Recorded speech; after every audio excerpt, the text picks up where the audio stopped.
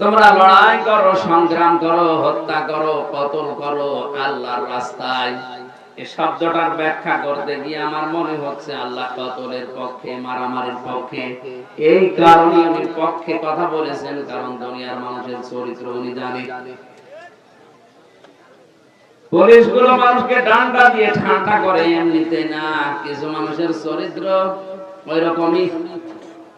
জেলখানায় 3টা বছরে আমি বাস্তবতা অনেক কিছু দেখেছি।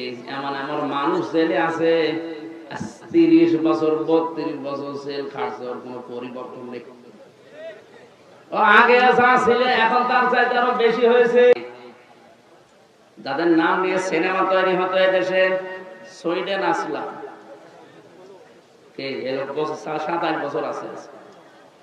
নায়ক মান্না একটা তৈরি করেছিল না সিনেমা, আসলাম ভাই। এই ওর জীবনটা পুরা কাহিনীতে তুলে ধরেছে কি করে ও সুইডেন আসলাম হয়েছে। এইরকম বড় বড় আসামি ওই জায়গায় আছে, হাই সিকিউরিটি জেল। তো মানুষগুলো দেখেছি ওখানে লেখা আছে গেটে যে এটা মানুষের সংশোধনাগার, মানুষ সংশোধন হয় এখান থেকে। সংশোধন করার জন্য যেটা দরকার ওইটা ওই জায়গায় ওরকম ওপেন ভাবে চলে না।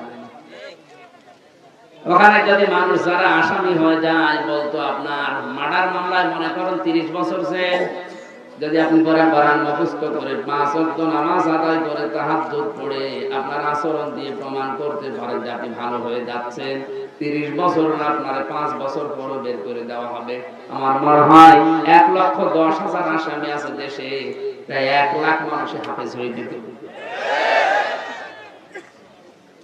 ভেতরে ভেতরে যদি জমার মসজিদ চালু করে জোহর আসর মাগরিব এই নামাজগুলো পড়ার ব্যবস্থা করি, তো সেই ব্রিটিশের যে নিয়ম চলছে ওইটা, এই নিয়ম নীতিগুলো ভেতরে যদি সংশোধনাগার সত্যি এভাবে তৈরি করতো, মানুষ আসলে ভালো হওয়ার সিস্টেম ওই জায়গায়। কারণ কোনো কাজ নেই, কাম নেই, শুধু 24 ঘন্টা বসে থাকা। এইগুলো আমরা পাই না ওখানে। চোর ওখানে যায় চুরি করে, ডাকাত হয়ে বের হয়, ডাকাত যায় ও মার্ডার কিভাবে করা লাগে সেই ট্রেনিং নিয়ে বের হচ্ছে। আল্লাহ জানে কঠিন কঠিন আইনগুলো দিয়েছেন যে তোমরা আল্লাহর রাস্তায় হত্যা করো, সংগ্রাম করো। ফালাম তাকতুলুহুম ওয়ালাকিন্নাল্লাহা কাতালাহুম ওয়া মা রামাইতা ইয রামাইতা ওয়ালাকিন্নাল্লাহা রামা। আমার কথা কি বুঝতেছে? অন্যদিকে নিয়ে যাবেন না যে খালি মারামারির জন্য উদ্বুদ্ধ করছে, খালি হত্যার জন্য না। এই আয়াতের প্রথম কথা এটা যে তোমরা হত্যা করো। কার রাস্তায় করবা? ফি সাবিলিল্লাহ, আল্লাহর রাস্তায়। এই শব্দটার অর্থ শুনে যদি এখন কেউ জঙ্গিবাদে জড়িয়ে যায়, কেউ চরমপন্থা অবলম্বন করে, এটা দোষ কি কোরআনের? আপনি বুঝতে ভুল করেছেন। কোরআন কোনদিন মানুষ হত্যার পক্ষে বিনা কারণে না। কথা বুঝতেছেন? এজন্য আমাদের উচিত হচ্ছে কোরআনের মর্ম মানেগুলো উপলব্ধি করার জন্য তাফসীরগুলো পড়া। ইবনে কাসিরের ভেতরে মুফাসসিরুল ইকরাম লিখেছেন, ঈমানদার যারা তারা সারা জীবন লড়াই করবে, সংগ্রাম করবে, ওরা যুদ্ধ জিহাদ চালাবে আল্লাহর রাস্তায়। কার রাস্তায়? পক্ষান্তরে দুনিয়ায় যারা কাফের, এরাও তাদের যুদ্ধ জিহাদ চেষ্টা সংগ্রাম মারামারি কাটাকাটি এরাও করবে, কিন্তু শয়তানের রাস্তায়। সূরা নিসা ৭৬ নম্বর আয়াতে তথ্যগুলো আছে। আল্লাযীনা আমানু ওয়া ইউকাতিলুনা ফি সাবিলিল্লাহ। ঈমান যাদের আছে এরা লড়াই করবে, সংগ্রাম করবে, করাই লাগবে, মাস্ট বি আল্লাহর রাস্তায়। কার রাস্তায়? তাহলে মারামারি করতে দেখলেই আপনি উল্টা বুঝবেন না। এদের মারামারি তো দুনিয়ার কোন স্বার্থের জন্য না, আল্লাহর আইন দুনিয়াতে প্রতিষ্ঠা করা, কায়েম করার জন্য। আর যারা শয়তানের অনুসারী তারাও মারামারি করবে, হত্যা করবে, তারাও কাটাকাটি মিছিল করবে, কিন্তু রাস্তা হবে শয়তানের। আল্লাহ তাআলা এই কঠিন পরিস্থিতিতেও যে ডাক দিয়েছেন, ইকাতিলুনাকুম, তোমরাও তাদেরকে হত্যা করবা, তাদের বিরুদ্ধে সংগ্রাম করবা, লড়াই করবা। কতটুকু? যতটুকু ওরা করেছে। বিনা কারণে আজ অনেককে দেশ থেকে তাড়িয়ে দেওয়া হচ্ছে, বাড়ি থেকে বের করে দেওয়া হচ্ছে, দখল করে নেওয়া হচ্ছে। এটা যদি এই দেশে না হয়, ফিলিস্তিনে হচ্ছে। সুতরাং তাদেরকে বিনা কারণে তাদের মাতৃভূমি থেকে, নিজের বাড়ি জায়গা ঘর থেকে বের করে দিয়ে জোর করে দখল করছে। এদেরকে আল্লাহ আদেশ দিয়েছে, যারা এই অবিচার গুলো করেছে ওদের বাড়ি ঘর থেকে বের করো, ওদেরকেও মারো, হত্যা করো। আপনার জায়গা যদি এরকম কিছু করে, বৈধ জায়গায় বৈধ ট্যাক্স দিয়ে বসে আছি, জোর করে আপনি এখান থেকে তুলে দেবেন, থাকতে দেবেন না, এমন এমন অত্যাচার করবেন যেন আমি চলে যেতে বাধ্য হই। এখন প্রশ্ন আসতে পারে, এরকম কোন জায়গায় হয়? আপনি টের পাচ্ছেন? এক বউ এসে বলছে, কি গো, তুমি যে আমার বারবার পিটাও, আমাকে কি রাখবা না? স্বামী বলছে, পিলের ওজন দেখে টের পাও না? প্রতিদিন তোমার যে কয়টা করে কিল বসায়, কিলের ওজন দেখে তো টের পাওয়ার কথা যে তোমার রাখবো কিনা। আজ পৃথিবীর অনেকে ইসলাম ধ্বংস করার জন্য বাংলাদেশের দিকে তাকান, একটা একটা করে অনেক কিছু তুলে দেওয়ার চেষ্টায় আছে। এরপরেও আমরা যদি প্রশ্ন করি, কি আমাদের রাখবা না, ইশারা দিয়ে বলে টের পাচ্ছেন না। ওয়ান থেকে মাস্টার্স পর্যন্ত মুসলমানের দেশে নবীজির জীবনী পাওয়া যাচ্ছে না, সাহাবীদের জীবনী পাওয়া যাচ্ছে না, কোরআনের একটা নির্ধারিত অংশগুলো যেগুলো ছিল ওগুলো পাওয়া যাচ্ছে না। আপনি কি পড়ে মানুষকে মানুষ বানাবেন? এখন যদি বলেন মানুষ কি তারা না, পশ্চিমারা? কিসের মানুষ তারা? যারা নারীতে নারীতে বিয়ে করে, পুরুষে পুরুষে বিয়ে করে, আল্লাহর দৃষ্টিতে এগুলো মানুষের বাইরে চলে গেছে। তাদের কালচার শুরু করার জন্য আজ যারা এই সমকামিতাকে প্রমোট করছে, এ দেশকে আপনি ডেড সি বানিয়ে দেবেন না। জর্ডানের দিকে তাকান, লোক নবীর জামানায় যারা পুরুষে পুরুষে বিয়ে করে এই অন্যায় কাজটা দুনিয়ায় চালু করে আল্লাহ এত রাগ করেছিলেন তাদের উপরে, তাদের পুরো জমিনটাকে জিবরাইল একেবারে মাটি থেকে আকারে তুলে আসার দিয়ে ডেড সি বানিয়ে দিয়েছে। আপনি মনে করছেন জিবরাইল এখন আর আসবে না দুনিয়ায়, নাকি আল্লাহর ক্ষমতা এখন শেষ হয়ে গেছে, ক্ষমতা এখন চলছে বুশের? আমাদের সাবধান বাণী উচ্চারণ করা দরকার, সেইটাই আমরা কোরআনের অনুষ্ঠানে করছি। কারণ কি অবস্থায় আপনি নিয়ে যাচ্ছেন ৯৬% মুসলমানের দেশে, বলেন তো, এই লোকটা একটা প্রশাসনে চাকরি করার পরে যদি 10 জায়গায় অনুমতি নেওয়া লাগে, সাধারণ মানুষ কোরআন প্রশাসন কি করবে? কোথায় নিয়ে যাচ্ছেন?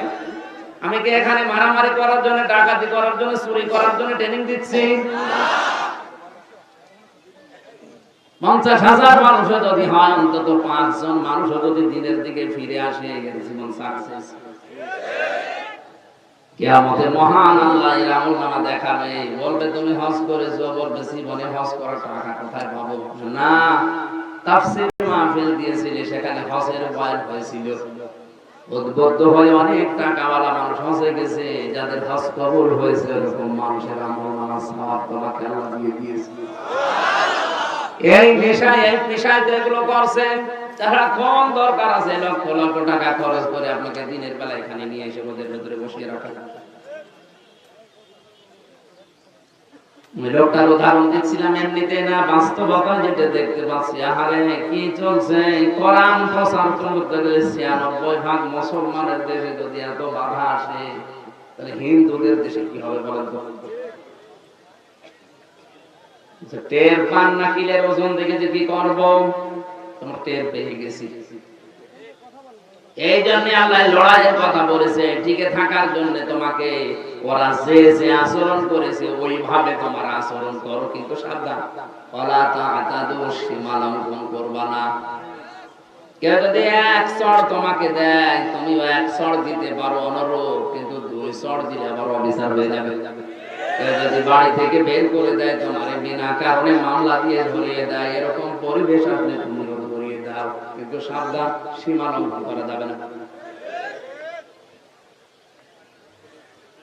ওয়ালা তা'তাদু দিলেন কেন? জিহাদের ময়দানে গিয়েও যদি কেউ যুদ্ধ করছে, জিহাদ চালাচ্ছে, এমন সময় যদি সীমা লঙ্ঘনের সময় আসে না, সীমা লঙ্ঘন করা যাবে না। এটা খুব খারাপ জিনিস। বিশ্ব নবী মুহাম্মদ রাসূলুল্লাহকে পুরা কোরআনে আল্লাহ যে নির্দেশগুলো বেশি দিয়েছেন তার ভিতরে এটা একটা। হে নবী, আমি কিন্তু সীমা লঙ্ঘনকারীকে পছন্দ করি না।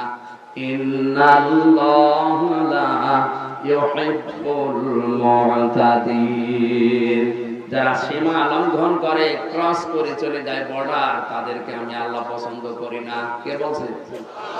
এ দুনিয়ায় যত মানুষ বিদায় নিয়েছে নিকৃষ্ট ভাবে, কোরআনে তাদের জীবনী আল্লাহ তুলে দিয়েছে। নূহ নবী আলাইহিস সালাম, কথা বলেন না কেন? হযরত নূহর জাতির প্রতি আল্লাহ যে ধ্বংস গজব পাঠিয়েছিলেন, তারা কিন্তু সীমা লঙ্ঘন করেছিল আল্লাহর নবীর দাওয়াত পাওয়ার পরে। হযরত হুদ আলাইহিস সালাম, তার জামানার লোকেরা সীমা লঙ্ঘন করেছিল। হযরত সালেহ আলাইহিস সালাম, তার সীমা লঙ্ঘন করেছিল জাতির লোকেরা। আল্লাহর নিদর্শন আনতে বলেছে, আল্লাহ পাঠিয়েছে, কিন্তু নিদর্শন পাওয়ার পরে দেখার পরও মানে না, আর সীমা লঙ্ঘন করে ফেলেছে। হযরত শুআয়ব আলাইহিস সালামের জামানার লোকেরাও সীমা লঙ্ঘন করেছিল। ওরা কোরআনে আল্লাহ এই ঘটনাগুলো তুলে দিয়েছে খেলা করার জন্য না, শিক্ষা নেওয়ার জন্য। এই যে জমিনটা আছে, স্বপন ভাইকে যদি বলে আমি 1 লক্ষ টাকা দিলাম, 1 বিঘা জমি আমারে দেন, আমি চাষ করে খাবো, যখন আপনি টাকা ফেরত দেবেন তখন জমি নিয়ে নেবেন। এটা এলাকায় আছে, এটার নাম কি? এই কট নেওয়া জায়েজ নাই, এটা সুদ। আর আমরা সবাই এখানে কম বেশি জানি, নারী পুরুষ সবাই, যে সুদ খেলে মায়ের সাথে জেনা করার গুনাহ হয়।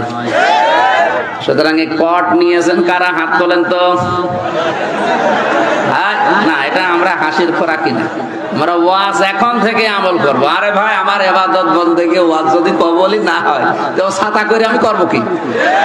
বলেন, কট নিয়েছেন যারা, একবার আল্লাহু আকবার বলে হাত তোলেন। অনেক টুপিওয়ালা দাড়িওয়ালা মানুষও এই কাজ করছে। তার মানে এই কাজটা আপনারা কি এলাকায় জায়েজ মনে করেন না হারাম মনে করেই করেন? জায়েজ না, এটা জায়েজ না। এখন হারাম পেটের দায়ে, এটা তো ফতোয়া বানিয়েছে মানুষ যে জান বাঁচানো ফরজ, জান বাঁচানোর জন্য মিথ্যা কথা বলা জায়েজ আছে। কে বলেছে আপনাকে ফতোয়া? আপনি কি নতুন নতুন ইসলাম বানাবেন? না, পেটের দায় বলেন আর যে দায় বলেন হবে না। হারাম কাজে যাওয়া যাবে না, অন্য কোন পন্থা অবলম্বন করা লাগবে। এটা জায়েজ করার জন্য যে সুরত গুলো আছে ওইগুলো করেন। আমি এই যে 10,000 টাকা দিলাম, এই 1 বিঘা জমি আমি 1 বছর করে খাবো, ওই টাকা আমার আর ফেরত দেওয়া লাগবে না। এই খেয়ে দেয় শোধ কি বলে, এটা তো আপনারা করেন না। না, কিছু মানুষ আছে এটাকে লস হয় বলে করতে চাই না। আমি প্রথম আয়াত তো ওইটাই শুরু করেছি যে দুনিয়া কিন্তু ধোকার জিনিস। আপনি এসেছেন খালি গায়ে খালি পায়ে, ন্যাংটা যাবেন ওই রকম, মাঝখানে 70-80 বছর একটু চাষ করে যাবেন নাকি? আমার বিশাল জীবন পড়ে আছে, ওইটাই যদি ধ্বংস হয়ে যায়, এই 60-70 বছরে কি হবে?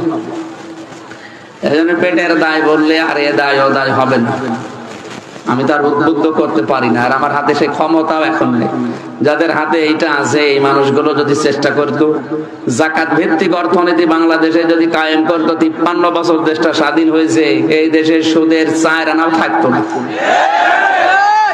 আফগানিস্তানে তো সুদ নেই, ওদের দেশ চলছে না।